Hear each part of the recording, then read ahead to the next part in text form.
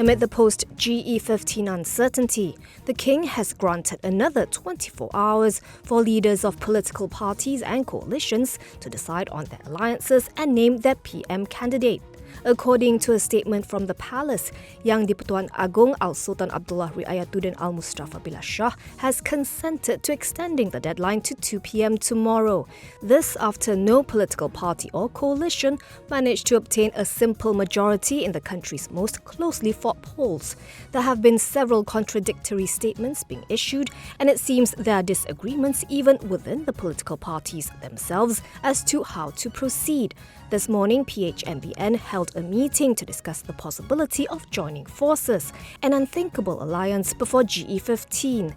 PH Chairman Datuk Sri Anwar Ibrahim said he was confident of forming a stable unity government with BN.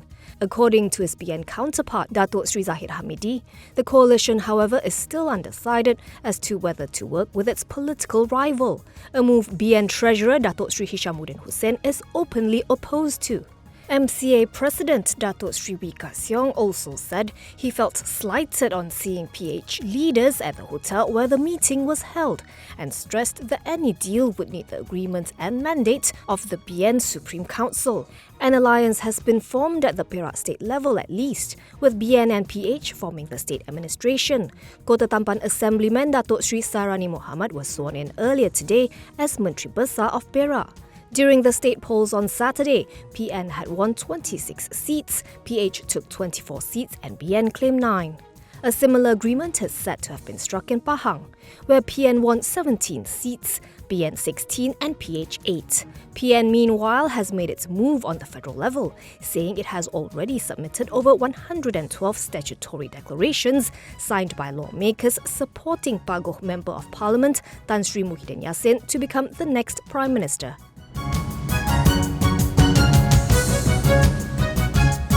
Gaming and breweries stocks, which were the top losers in the morning session of Bursa Malaysia's trading hours, saw 2.76 billion ringgit of their cumulative market value wiped out at closing bell today, following GE15's inconclusive result. The major sell-off among investors comes amid uncertainties about the country's policies in their respective business.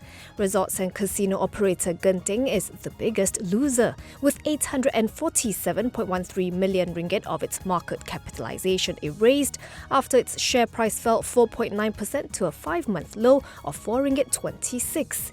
Its subsidiary Genting Malaysia followed closely behind, with 849.78 million ringgit eroded from its valuation after it tumbled 5.5% to hit 2 ringgit 56, its lowest in 2 years.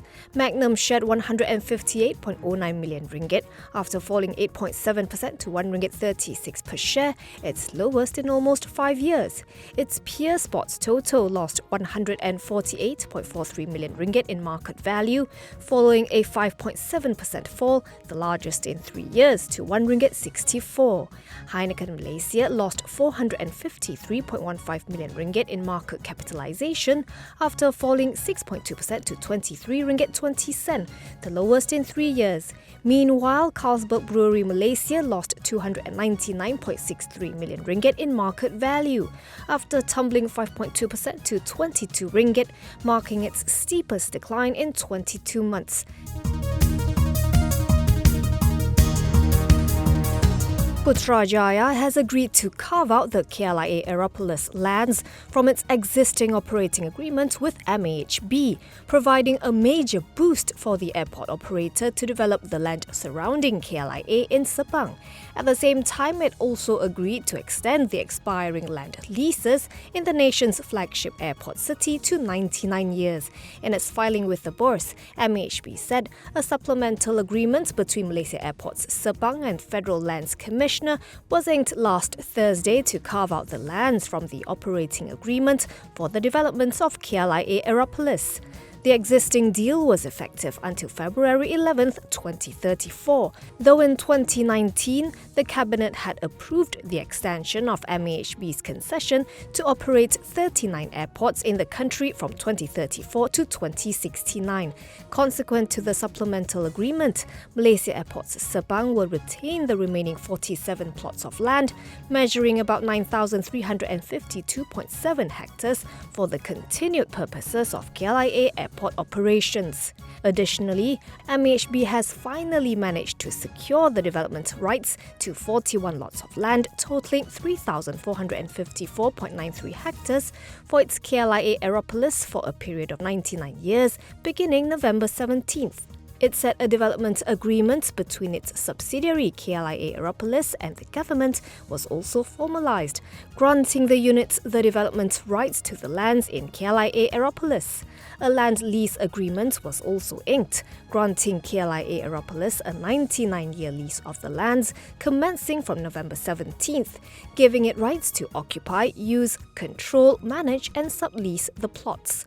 Previously, the short-term lease was a major factor, making investing in KLIA Aeropolis less attractive, as MAHB could only grant investors leases until 2034. The development is expected to contribute positively to its future earnings. MAHB's shares ended today 0.99% lower at 6 ringgit 1 cent, valuing it at 9.97 billion ringgit.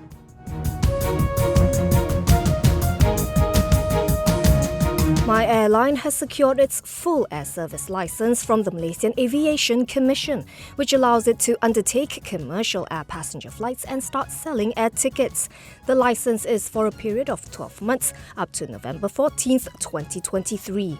Last month, the country's latest low-cost carrier received its air operator's certificate from the Civil Aviation Authority of Malaysia, which essentially confirmed that the carrier had complied with all safety regulations set in place for aircraft operations. It will be operating a fleet of Airbus A320-200s out of KLIA-2, with plans to launch its first flights in the fourth quarter, covering key domestic routes. The carrier currently employs more than 370 people and is aiming for a workforce of 500 by the end of this year. Data from the company's Commission of Malaysia show that My Airline is 88% owned by Zillion Wealth. Money lending and financing company Trillion Cove Holdings has 10% equity interest, while My Airline's CEO Rainer Teo owns the remaining 2% of the airline's shares. Both Zillion Wealth and Trillion Cove name iServe Online Mall shareholder Datuk Goh Huan Hua as a director.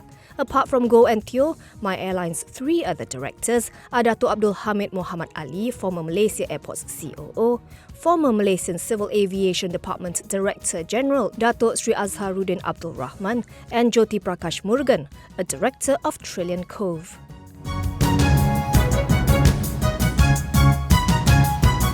MyEG Services has inked a 4-year collaboration agreement with the Institute of Industrial Internet and Internet of Things of the China Academy of Information and Communications Technology. In a bourse filing today, the company said that under the deal, MyEG will own and operate the Xinhua International Supernode that will provide connectivity from China to the rest of the world. It said the deal also entails the cross-border adoption and utilization of the latest decentralized identifier standard DIDS to gradually create the Web3 of China and beyond. The initial term is renewable upon expiry, subject to further negotiations. The agreement is expected to contribute positively to its earnings for the financial year ending December 31st, 2022 and onwards. Trading in MyEG's shares was halted for 1 hour from 9 a.m. today. The stock ended trading 1.2% higher at 81.5 cents apiece for a market capitalization of about 6.1 billion ringgit.